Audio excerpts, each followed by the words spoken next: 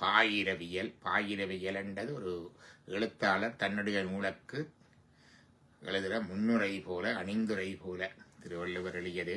அதிலே முதலாவது அதிகாரம் கடவுள் வாழ்த்து. பல பேர் தமிழருக்கு கடவுள் இல்லை என்று சொல்றார்கள், எல்லாம் வந்துட்டார்கள். தமிழருக்கு சமயம் இல்லை, தமிழ் கலாச்சாரத்துக்கு அது இல்லை என்றெல்லாம் இருக்குது. What is Tamil heritage? Tamil heritage மந்தில் வாட் இஸ் தமிழ் ஹெரிட்டேஜ் என்று ஒரு சிறிய ஸ்பீச் ஒன்று கொடுத்த நான் ரிக்மன்களில். தமிழ் ஹெரிட்டேஜ் என்று நான் ஒரு தமிழ் என்ற சொல்லு ஒரு சமுதாயமும் தனக்குத்தானே பெயர் வைத்துக் கொள்வதில்லை. பிள்ளைகள் யாராவது தனக்குத்தானே பெயர் வைக்கிறதோ? வேறு யாரெல்லாம் வைக்கிறது அம்மா அப்பா. அதே மாதிரி தமிழர் நாங்கள் இன்றிலிருந்து எங்களை தமிழர் என்று அழைத்துக் கொள்வோம் என்று எல்லாம் பெயர் வைக்கிறது கிடையாது. மற்றவர்கள்லாம் நமக்கு பெயர் வைக்கிறது. அப்ப தமிழர் என்ற சொல்லு திராவிட என்ற சொல்லாக மற்றவர்களால் எங்கள் சமுதாயத்துக்கு வழங்கப்பட்ட சொல்லு. இது இந்து வழி நாகரிகத்திலேயே இருந்த எங்களுக்கு வரலாற்று காலத்தில், வரலாற்று முற்பட்ட காலம் எங்களுக்கு தெரியாது.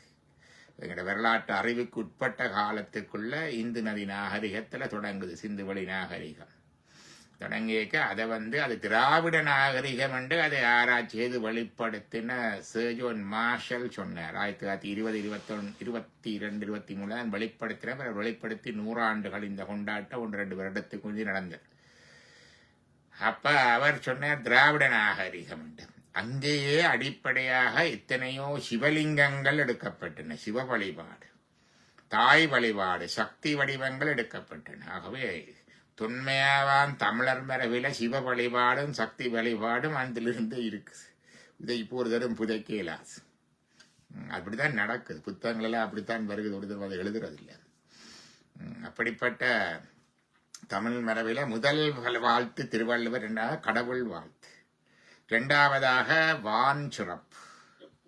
வான் என்று உலகம் வழங்கி வருதல்லாண்டு. வானை சொல்வதன் மூலம், மழையை சொல்வதன் மூலம் இயற்கையை பேணுதலை சொன்னேன்.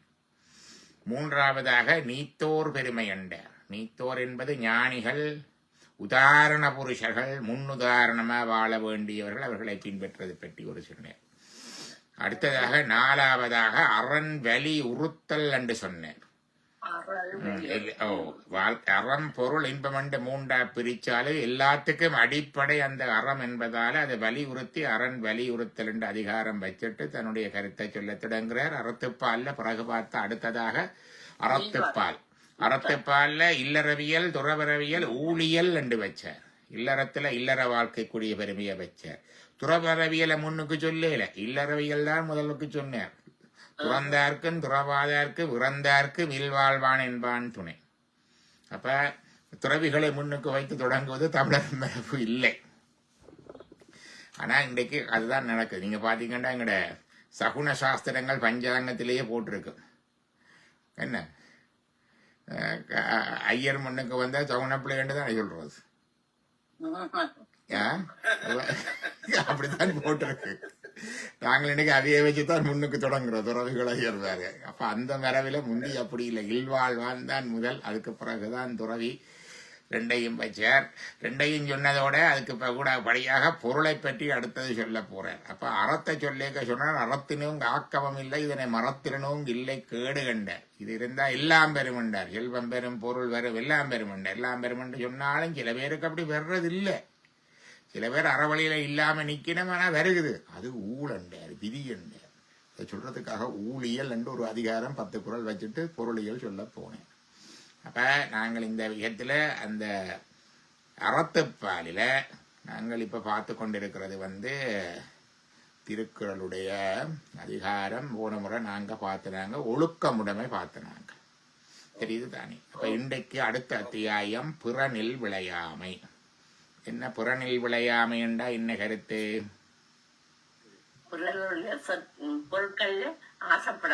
இல்ல, இல் என்பது என்னுடைய வாழ்க்கை துணை. என்னுடைய கணவன் மனைவியை போய் நீங்கள் ஆசை கொண்டு சேர்ந்து அந்த குடும்பத்தை குலைக்க கூடாது. அது முக்கியம். பிறன் இல் விளையாமை என்று சொன்னேன். அதான் முதலாவதாக சொன்னேன். என்ன சொல்றது? முதலாவது குரலை சொல்லுங்க. பிறன் பொருளால் பெற்றொழுகும் பேதைமை ஞாலத்து அறம்பொருள் கண்ட பிறன் பொருளால் பட்டு ஒழுகும் பேதமை. பிறன் பொருளால் இன்னொருடைய மனைவியை, இது கணவனையும் சேரும், ரெண்டும் என்னுடைய கணவனை அல்லது மனைவியை சேர்ந்து அவரோட தான் சுகம் அனுபவிக்கிற பேதமை, மடபிமைத்தன்மை. ஞாலத்து அறம்பொருள் கண்டார்கள். இந்த உலகத்திலே அறத்தையும் பொருளையும் ஆராய்ந்தவர்களிடத்து அது இல்லை. இது முதலாவது சொன்னேன். அடுத்ததாக அரண்கடை நின்றாருள் எல்லாம் பிறன்கடை நின்றாரின் பேதையார் இல். அரண் கடை நின்றாருடெல்லாம், அறத்தை விட்டு கீழ்நிலையிலே கடைநிலையிலே இருக்கிறவர்கள் இருக்கிறார்கள். கீழான மக்கள் எல்லாரும் கீழானவர்கள். புறன்கடை நின்றாரின் பேதையார். இன்னொரு தண்ட கணவனை அல்லது மனைவியை போய் சுகித்து அனுபவித்து அங்கே நிற்கின்றவர்கள் அறத்தை விட்ட எல்லா கடையர்களிலும் கடையரானவர்கள். அடுத்தது விழிந்தாரின் வேறலர் என்ற தெளிந்தாரில் தீமை புரிந்தொழுகுவார். விழிந்தாரின் வேறல்லர் மன்ற தெளிந்தாரில் தீமை புரிந்தொழுகுவார். மன்ற தெளிந்தாரில் தீமை புகுந்து ஒழுகுவார். தெரிஞ்சு கொண்டு, தெரியாம இல்லை, தெரிஞ்சு கொண்டு நம்பிய வீட்டுல இப்படி போய் புகுந்திருந்து அந்த வாழ்க்கை துணையோட தன்னுடைய தொடர்பை ஏற்படுத்தி அதை கெடுப்பவர் செத்தார போல. விழிந்தாரின் வேளர் செத்து போனான். அவன் ஆளே இல்லை, அவன் பிணம். அப்படி இன்னொரு தட்ட மனைவி அல்லது கணவனை போய் சேர்ந்து என்றவன் அவன் பிணம் என்று சொன்னான், செத்தார போல என்று. அடுத்தது துணையர் ஆயினும் எல்லாம் திணை துணையும் ஏறான் புறன் இல் புகழ். எவ்வளவு பெருமை, எவ்வளவு சிறப்பு, என்ன ஆன்மீகம், என்ன செல்வம், என்ன தர்மகாரியம் என்ன செய்திருந்தாலும் இன்னொரு மனுஷிட்ட போற இன்னொரு கணவன்கிட்ட போனால் அதை விட சிறுமை ஒன்றுமே இல்லை. எல்லாருக்கும் தெரியுமா, என்ன கேள்விப்பட்டிருப்பீங்களா, அண்ணாச்சி என்று கேள்விப்பட்டிருப்பீங்க. கிருவானந்த வாரியாருடைய தொண்டர், சரவணபவனை தொடங்கினவர். இந்தியாவில் சரவணபவன் செயின் அவர் தான் தொடங்கினவர். அண்ணாச்சி என்று மிகவும் கிருவானந்த வாரியாருக்கு மிகவும் அணுக்கமானவர் என்பது. எத்தனையோ தர்மக்கூடகள் எல்லாம் செய்தவர். கடைசியாக அவரோட வேலை செய்த ஒருவருடைய மனைவியை விரும்பி பிறகு அந்த மனைவியை தான் என்பதற்காக அவரை பிறகு எங்கேயோ ஒரு இடத்தை கொலை செய்விச்சு அதால பிறகு தண்டனை பெற்று மறியல்ல இருந்து இறந்தார். இணை துணையராயினம் என்னாம் திணைத்துணையின் தேரான் புறனில் புகழ். அடுத்தது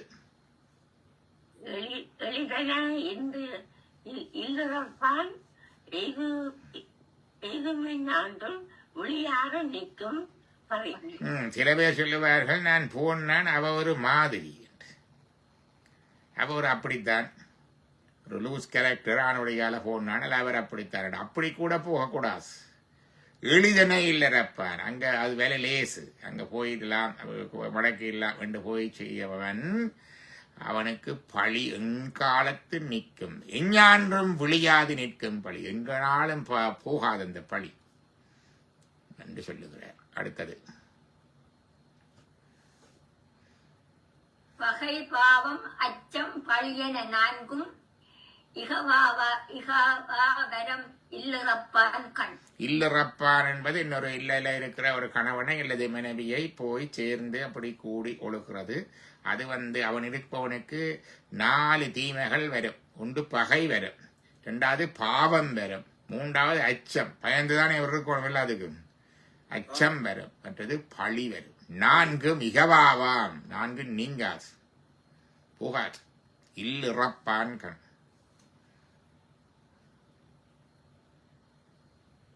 அடுத்தது அரணியலான் இல்வாழ்வான் என்பான் பிறனியாவாள் பெண்மை நயவார் தவன்.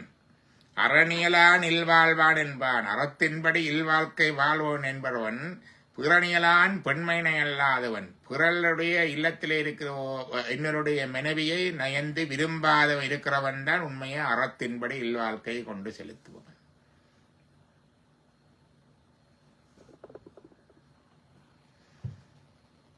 பிறன்மனை நோக்காத பேராண்மை சான்றோர்க்கு அறனொன்றோ ஆன்ற ஒழுக்கு ஒழுக்கு ஒழுக்கு என்றதும் அந்த ஒழுக்கம் என்றால் ஃபாலோயிங், ஜஸ்ட் ட்ரெடிஷன், இந்த ஃபாலோ பண்ணி அது ஒழுக்கம், ஒரு ஒழுங்கு ரிதம், அந்த ஒழுங்கின்படி போறது ஒழுக்கம். அறனன்றோ ஆன்ற ஒழுக்கு, அறனன்றோ என்றா அதான் அறம், ஆன்ற ஒழுக்கு, ஆன்றோர் பெரியோர்களுடைய ஒழுக்கமும் அதுதான், அறமும் அதுதான். எது? புறன்மனை நோக்காத பேராண்மை. ஆண்மைக்கு விரவிலக்கணம் பகுத்தார் வள்ளுவர். ஆண்மைக்கு 68 விரவிலக்கணம் சொல்லுவார். சண்டை பிடிக்கிறவன் ஆண்மை, தோல்வெளியுடையவன் ஆண்மை, கர்ச்சிக்கிறவன் ஆண்மை, முன்னுக்கு வாரவன் ஆண்மை, எதிரியை முறியடிக்கிறவன் ஆண்மை, பின்வாங்காதவன் ஆண்மை, பெண்களை கவர்றவன் ஆண்மை, அப்படியெல்லாம் கனவிதமான. இவர் சொன்னார் பேராண்மை என்று சொன்னார், பேர் ஆண்மை என்று சொன்னார். என்ன சொன்னார்? பிறன்மனை நோக்காத பேராண்மை, இன்னொருடைய மனைவியை நோக்காத பேராண்மை என்பது சான்றோர்க்கு அரண் அன்றோ ஆன்ற ஒழுக்கு. சான்றோர்க்கு அறமும் அது சான்றோர்க்கு ஒழுக்கமும் ஆகும் என்று வள்ளுவர் சொல்லுகிறார்.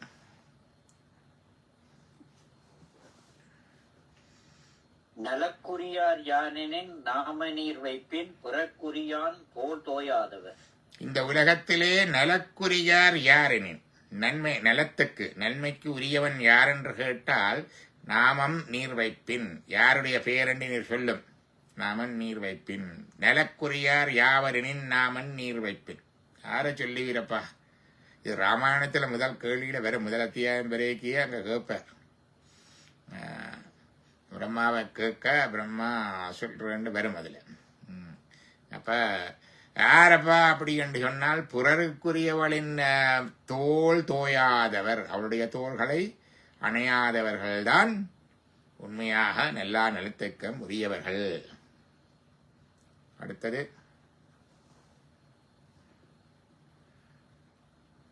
அறன்வரையான் அல்ல செய்யினும் புறன்வரையான் பெண்மை நயவாளன் நன்று. அட, நீ ஒரு அறத்தை பாவம் தான் செய்கிற, எத்தனையோ பாவங்கள் சரி, களவு செய்கிற, சூது செய்கிற, அதெல்லாம் செய்கிற, என்ன சரி அப்படித்தான் இருந்தாலும் பரவாயில்லை. அரண்பயரான் அல்ல செய்தினும் செய்தாலும் புறன்பறையால் பெண்மனையவாமை நன்று. என்னுடைய இல்லத்துக்குரிய அவனுக்குரிய மனைவியை ஆசையோடு சென்று அணுகி பொருந்தி சேராமல் இருப்பது சிறந்தது என்று வள்ளுவர் சொன்னேன். வள்ளுவர் எங்க காலத்துல வாராரண்டா அந்த தமிழ் மறைவைத்தான் சொன்னான். சங்க காலத்திலிருந்து தொடங்கினது என்று எங்களுக்கு எல்லாம் மறதை கூட. சங்க காலத்தில் இருந்ததெல்லாம் எல்லாம் மறந்து போனோம், ஒன்றும் தெரியாது, எங்கே எழுதி வச்சதோ இல்லை. ஆனால் அதை பிறகு நாங்கள் மறந்ததை சேஜோன் மார்ஷல், ஹரப்பா, மொஹஞ்சதாரோ அங்கே ஆப்கானிஸ்தான், பஞ்சாப், பாகிஸ்தான் அந்த இதுகளில் பழைய நதிப்படுக்கைகளில் அகழ்வாராய்ச்சி செய்து வெளிப்படுத்தும் வரை எங்களுக்கு தெரியாது. அதெல்லாம் சொன்ன பாட்டன் பூட்டி அப்பன் பாட்டன் அல்லது எங்களுடைய சங்க இலக்கியங்கள்லாம் அங்கே இருந்த நாங்கள் ஒரு சில குறிப்புகள் இருக்கு. ஒட்டகம் வறட்சியில பாலையில இளம்ப தின்னுதண்டு இருக்குது. ஒட்டகம் இளம்பு தின்றது தமிழ்நாட்டில் இல்லை. தமிழ்நாட்டில் எங்கே அப்படி பாலவனம், அந்த பாலவனமும் அந்த வறட்சியில எலும்பு தின்ற ஒட்டகமும் இன்றைக்கு ஆப்கானிஸ்தான்ல தான் இருக்குது. அதுல மயிர் நீப்பின் உயிர் வாழா கவரிமான் என்று சொன்னார். நாங்களே கவரிமான் என்ற ஒரு கற்பனை பாத்திரத்தை படிச்சு ஒரு மான் இருக்குது, அதுல இருந்து ஒரு மயிர் நீங்கினாலும் அது இறந்து போம் என்று வச்சிருக்கிறோம். அப்படி இல்லை, அது கவரிமான்ன்றது இமயமலை பிரச்சாரில் இருக்கிற மாடு, ஏக், அதான் கைலாசத்துக்கு அவரை போறது பாவிக்கிறோம். அந்த மாட்டுண்ட வால்ல நாங்க சாமரை பாவிக்கிறோம் சுவாமி. அது மயிர் கம்பளி மாதிரி அதுக்கு மயிர் இருக்கும். அங்க இருக்கிறவர்கள் மிருகங்களின் தோள்களை எடுத்து ஆடை நெய்கிறது இருக்குது. செம்மறையாட்டிலாம் அப்படித்தானே செய்கிறது, தோல் மயிர் எடுத்து தான் ஆடை நெய்கிறது செம்மறையாடு ஒவ்வொன்றுகள்ல. இந்த மாட்டுண்ட மயிர் எடுக்க மாட்டோம், ஏன்னா இந்த மாட்டுண்ட மயிரை எடுத்தா அது செத்துப்போம் அந்த குளிர் தாங்காம. அதான் மயிர் நீப்பின் உயிர்வாழா கவரிமான். நாங்கள் செய்கிற அந்த சாமரம் வீசுறதுல மாட்டுண்ட வாலுண்ட மயிர், மாட்டுண்ட மயிர் இல்லை. அப்படி அதான் அப்ப இது அங்கே இருக்கு. அதை பற்றி சங்க இலக்கியத்தில் வேறு இமயமலை ஓரத்தில் இருக்கின்ற பசும்புல்லை மீந்து கொண்டிருக்கிற கவரிமான் வரும். தமிழ்நாட்டில் எங்கேயா இமயமலை ஓரத்துக்கு பசும்புல் இருக்குது? இதெல்லாம் அந்த காலத்து அந்த நாகரிகம் அதெல்லாம் மறந்து போய் அவங்க கொண்டு வந்தது. அதே மாதிரி பிற்காலத்தில் சங்க இலக்கியம் வருகிறது. இங்கே வந்து நாங்கள் அங்கே எங்களுக்கு ஒரு எக்ஸோடாஸ் அங்கே இருந்து வெளிக்கிட்டு புறப்பட்டு தென்னாடு நோக்கி வந்து தமிழ்நாட்டுக்கு வந்துட்டோம். வந்த பாதை தெரியாது, காரணம் தெரியாது, கதையும் தெரியாது, மறந்து போனோம். ஆனால் இப்படி எழுதி வச்சிருக்கணும், பாட்டுக்குள்ளே பொதிந்து கிடக்குது. இப்போதான் இதெல்லாம் கொஞ்சம் கொஞ்சமாக வெளியில் வருகிறது. மிஸ்ஸிங் லிங்க்ஸ் என்று சொல்றது. அப்ப இங்க தமிழ்நாட்டுக்கு வந்த உடனே தமிழ்நாட்டில் பார்க்கிறோம் சங்க இலக்கிய மரபு. காதலும் வீரமும், அகம்புறம். புறம் என்றால் என்ன? போர், வீரம், கொடை. அகம் என்றால் காதல். காதல்ல கற்பியல், களவியல். கற்பியல் என்று திருமணத்துக்கு பின்னர், களவியல் என்று திருமணத்துக்கு முன்னர் தெரியாம காந்தித்து பேசிக்கிறது. இதெல்லாம் வந்துகுது. வாழ்க்கை நல்ல அனுபவிக்கிறது, நல்லா அனுபவிச்சாங்க. சண்டையும் சண்டை தான், ஒரே சண்டை தான். இவருக்கும் சண்டை, அது நடுக ஊராத்தான் இருக்கும். சண்டை உண்டு. ஆணிரை கவர்தல் என்று வருவேன். ஆணிரை யார் கவர்றது? பக்கத்தில் ஊரில் இருக்கிற தமிழன் தான் வருவேன். வெளிநாட்டுக்காரனை வாரது. பசுக்களை கவர்ந்து கொண்டு போறது, பெண்களை கவர்ந்து கொண்டு போறது. அப்ப அதுக்கெல்லாம் பாதுகாப்பாக இருப்பார்கள். எதிர்த்து போரிட்டு மடைந்தவர்களுக்கு நடுகள் நட்டு வழிபட்டு இருக்கிறார்கள். இப்போ இருக்கிற நடிகர்கள். இப்படியான சம்பிரதாயம் இருந்தது, வீரம் இருந்தது, புறமுதுகூடாப்படாது இருந்தது, காதல் இருந்தது. கல்லு, நல்ல கல் அடிப்பார்கள். கல்லு மட்டும் இல்லை, அங்க ஜவன தேசத்திலிருந்து கப்பல்ல மது வந்ததுண்டு இருக்கு சங்க இலக்கியத்தில். ஔவையாரே அந்த காலத்துல என்ன சிறிய கல் பெருனே எமக்கு இணுமென்னே பெரியமல் பகினே என்று பாடிப்பார். கொஞ்சம் கல் இருந்தா எங்களுக்கு குடி குடி என்று தருவேன், கூட கல் இருந்தா எங்களோட சேர்ந்து இருந்து குடிப்பேன் படிக்கிறார் அதிகமானே. அப்படி இருந்த சமுதாயத்தை ஒரு மாற்றம் வருகிறது. திருக்குறள் வருது இடையில. திருக்குறள் என்ன செய்யுது? அது அறத்தை கொண்டு வருகிறது. அந்த சமுதாயத்தில் பார்த்துச்சு இது இப்படி இருந்தா சீரழிஞ்சு போகும். அங்கெல்லாம் அந்த நாளில் விலை மகளிர் என்று இருந்தார்கள், பொது மகளிர் நிறைய இருந்தது. அப்ப அந்த பொது மகளிர்கிட்ட போய் ஒழுக்கம் இழந்திருக்கிற ஆண்கள் கூடிக்கொண்டு போனார்கள். அதே மாதிரியாக குடி வேற கூடிக்கொண்டு போனிச்சு. குடிச்சு அழிஞ்சு செத்து போறது கூடிக்கொண்டு போனிச்சு. அப்ப வள்ளுவர் வந்து இங்க ரெண்டையும் வச்சார். கல்லுண்ணாமை ஒன்று வச்சிருக்கிறார், மத இறந்தப்படாதுன்னு ஒன்று. ஏன்னா குடியாலை எல்லாம் அழியுது சமுதாயம் என்றதுக்காக அப்படி வச்சார். அடுத்தது இந்த பெண்ணுங்களை தேடி போறனால பொது மகளிர்கிட்ட போகப்படாது, புறன் மனைவியர்கிட்ட போகப்படாது என்று அறத்தை கொண்டு வந்து வைக்கிறார். இன்றைக்கு நாங்கள் எல்லாம் இருந்து கொண்டு கணக்க சொல்றோம். நாங்கள் ஏன் தமிழ் ஹெரிட்டேஜ் நாங்கள் எப்படி மற்றவையை ஜட்ஜ் பண்ணுறோம். ஒரு ஆளை, ஒரு அமைப்பை, ஒரு ஆளை எப்படி ஜட்ஜ் பண்றோம்னா இந்த திருக்குறளை வச்சுதான் ஜட்ஜ் பண்றோம். உங்களுக்கு தெரியாது இல்லையாமா? அப்ப திருக்குறளை வச்சுதான் ஜட்ஜ் பண்றோம். அந்த அந்த அந்த அளவுகோலை திருவள்ளுவர் தந்திருக்கிறார். அப்ப பெண் வரையிலே வருகின்ற அந்த அது காம ரீதியானத்தை காமத்தை கொண்டு ஒரு தனி அதிகாரம் வச்சிருக்கிறார், அனுபவி. ஆனால் ரெண்டு விஷயத்தை தவிர்த்துக்கொள். பொது மகளிரிடம் போகாது, விலமாதரிடம் போகாது. இன்னொருவருடைய மனைவி ஆனண்டா இப்ப ஆணுக்கு இல்லை, இப்ப பெண்ணுக்கும் பொருந்தும் இது. என்னுடைய கணவனிடம் போகாது, அதை குடும்பத்தை குலையாது. இந்த ரெண்டையும் அறத்தாய் வச்சேன். வள்ளுவர் வச்ச ஸ்டாண்டர்ட் அளவுகோலை வச்சுத்தான் நாங்கள் எல்லாரும் இப்ப சரிபட சொல்றது. இப்ப திருக்குறள் என்பது ஏதோ எங்களுக்கு தெரியாத ஒன்றை படிச்சு அறிஞ்சு சொல்றதல்ல. ஏற்கனவே எங்களுக்குள்ள சரிபிழை என்றது நாங்க சொல்றது இருக்குது. அந்த சரிபிழைக்கு என்ன காரணம், எது நூல் என்றா திருக்குறள். அதிலே இது பிறன் இல் விளையாமை என்றதை அழகாக அவர் சொல்லி இருக்கிறார். இப்ப அறத்திலே மிக முக்கியமான அறமாக சொன்னார். ஆணை வலியுறுத்தி தான் சொன்னார். என்ற ஆண்கள் தான் கூட அந்த விதத்திலே ஒழுக்கம் தவறி நடப்பவர்களாக இருந்தார்கள். அப்ப ஒழுக்கத்தை சொல்லி போட்டு ஒழுக்கத்திலேயும் சிறப்பாக இந்த ஒழுக்கத்தை சொல்ல வேண்டும் என்றதுக்காக பிறனில் விளையாமையை, இன்னொருவருடைய மனைவியை போய் சேர்ந்து அவரோடு கூடி இருக்காமையை சொல்லுவதற்காக இதை வைத்தார்.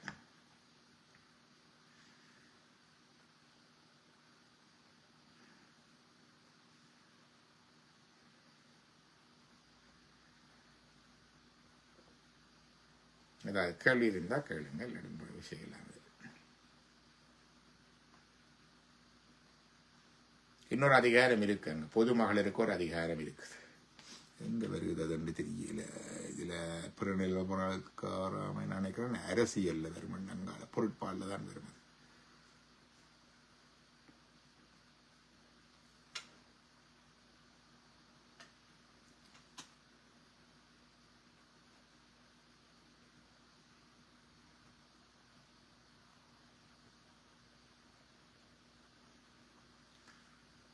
அரசியல்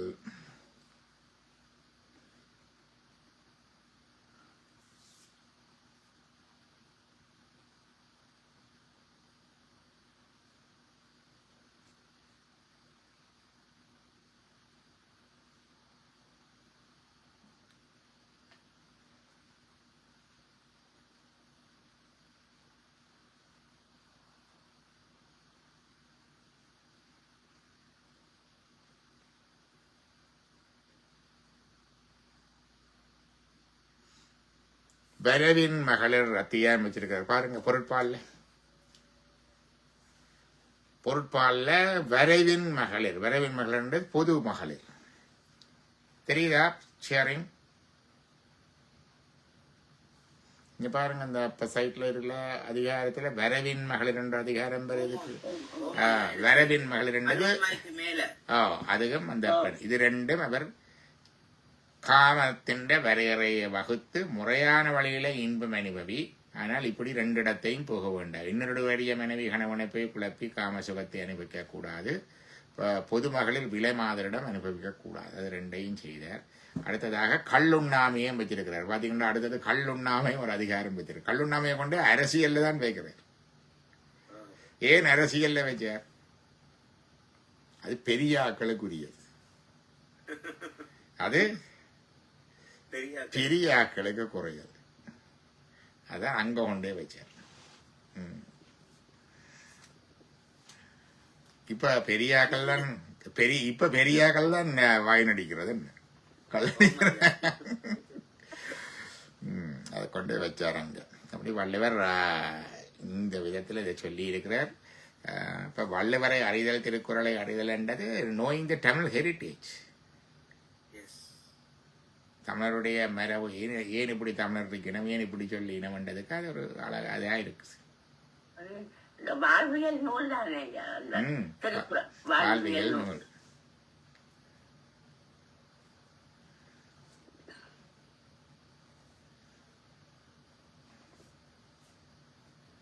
கனி இருக்க காய் கவர்ந்த கல்வர்.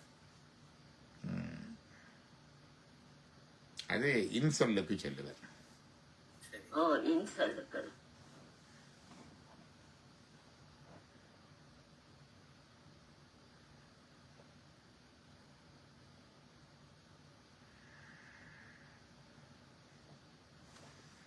நல்லது. அடுத்த வாரம் சிவராத்திரி வருகிறது. ஞாயிற்றுக்கிழமை, இலங்கையில ஞாயிற்றுக்கிழமை தான் சிவராத்திரி.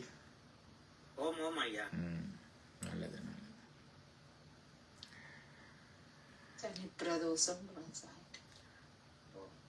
வான்வகில் படாது வெய்க மறிவளஞ்சுரக்க மன்னன்கோன் முறையறது வேக குறைவிலாது ஈர்கள் வாழ்க நான் மறையறங்களோங்க நட்டவம் வேள்வி வெல்க மீன்முகொள் சைவ நீதி விளங்கு உலகவெல்லாம் நரக நம பார்வதீபதையே.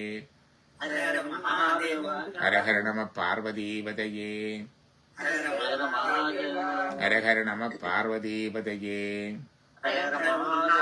தென்னாடுடைய சிவனே போற்றி. சிற்றபேசா சிவசிதம்பரம் திருச்சிற்றம்பலம்.